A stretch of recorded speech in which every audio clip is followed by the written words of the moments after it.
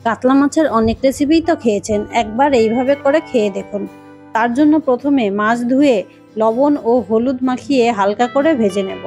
এইবার কিছু মশলা বেটে নেব। কাঁচা আম, কাঁচা লঙ্কা, জিরে, পোস্ত ও চারমগজ।